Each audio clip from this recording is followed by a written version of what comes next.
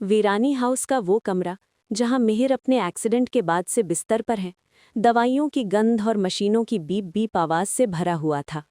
माहौल में एक अजीब सी भारीपन थी जिसे आप स्क्रीन के इस पार भी महसूस कर पाएंगे। वृंदा, जिसने अपने चेहरे पर एक सर्जिकल मास्क लगा रखा था ताकि उसका ससुर मिहिर उसे पहचान न सके, दबे पांव कमरे में दाखिल होती है। फिल्म सिटी में जब ये सीन शूट हो रहा था तो सेट पर पिन ड्रॉप साइलेंस था। वृंदा के कदमों की आहट भी डरी डरी सी थी। वो जानती थी कि वो आग से खेल रही है।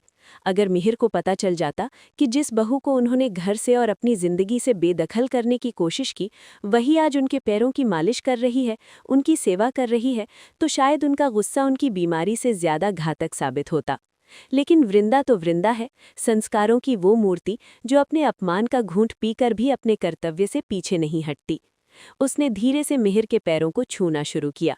ये सिर्फ एक फिजियोथेरेपी का सेशन नहीं था, ये एक बेटी का अपने पिता समान ससुर के लिए मौन प्रायश्चित था। मिहिर की आंखें बंद थीं, दर्द के मारे उनके माथे पर पसीने की बूंदें चमक रही थीं। हर बार जब वृंदा उनके सुन्न पड़ चुके पैरों में जान डालने की कोशिश करती, मिहिर के मुंह से दर्द भरी आह निकल जाती। वो मंजर इतना दर्दनाक था कि सेट पर मौजूद हम सब सांस रोके खड़े थे। वृंदा की आंखों में आंसू तैर रहे थे, लेकिन मास्क की वजह से वे छुप गए थे। वो लगातार अपने हाथों को चला रही थी, अपनी पूरी ताकत लगा रही थी कि किसी तरह मिहिर को राहत मिल सके। तभी अचानक मिहिर के पैर में एक नस खिंच गई। दर्द इतना तेज था कि मिहिर तड़प उठे, उनका शरीर अकड़ गया और उनके मुंह से एक चीख निकल गई। ये देखकर वृंदा का धैर्य जवाब दे गया। उस पल वो एक थेरेपिस्ट नहीं रही, उस पल वो वीरानी खानदान की बहू भी नहीं रही। उस पल वो सिर्फ एक घबराई हुई बच्ची बन गई जिसे अपने पिता की तकलीफ बर्दाश्त नहीं होती। उसके हाथ कांपने लगे। उसने हड़बड़ाहट में मिहिर के पैर को कसकर पकड़ा और बिना सोचे समझे, बिना किसी योजना के, उसके लबों से वो शब्द फिसल गया जिसने समय को वहीं रोक दिया। उसने रुंधे गले और कांपती आवाज में कहा, पापा प्लीज शांत हो जाइए, पापा आपको कुछ नहीं होगा। ये शब्द पापा उस कमरे की खामोशी में किसी बम की तरह गिरा। जैसे ही ये शब्द हवा में तैरा, ऐसा लगा मानो पूरी दुनिया थम गई हो। मिहिर जो दर्द से कराह रहे थे, अचानक शांत हो गए। उनकी बंद आंखें पूरी तरह नहीं खुली, लेकिन उनकी भौहें सिकुड़ गईं।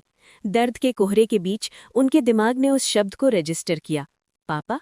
ये संबोधन तो उनके लिए कोई अजनबी नहीं था, लेकिन जिस लहजे में, जिस अपनापन और जिस अधिकार के साथ वृंदा ने ये कहा था, वो मिहिर के अवचेतन मन को झकझोर गया। मिहिर ने अपनी धुंधली आंखों को खोलने की कोशिश की। वो ये देखना चाहते थे कि ये आवाज किसकी है। क्या ये उनकी बेटी है या ये कोई और है? वृंदा को तुरंत अपनी गलती का एहसास हुआ। वो सहम गई, उसका दिल जोर जोर से धड़कने लगा। उसने अपनी सांस रोक ली, ये डरते हुए कि कहीं मिहिर उठकर उसका मास्क न नोच ले। लेकिन कहानी का असली ट्विस्ट कमरे के अंदर नहीं, बल्कि कमरे के दरवाजे पर खड़ा था। दरवाजे पर तुलसी खड़ी थी। उनके हाथों में पूजा की थाली थी जिसमें जलता हुआ दिया फड़फड़ा रहा था।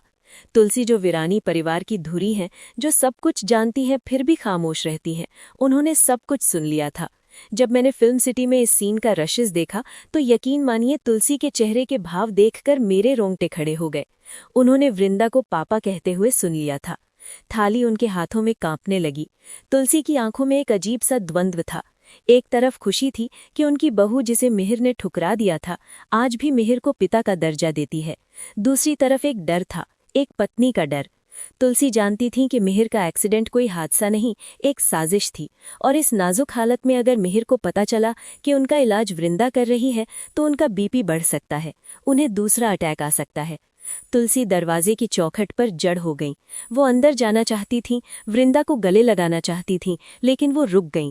वो देखना चाहती थीं कि आगे क्या होता है। क्या मिहिर पहचान लेंगे या वृंदा कोई बहाना बनाएगी।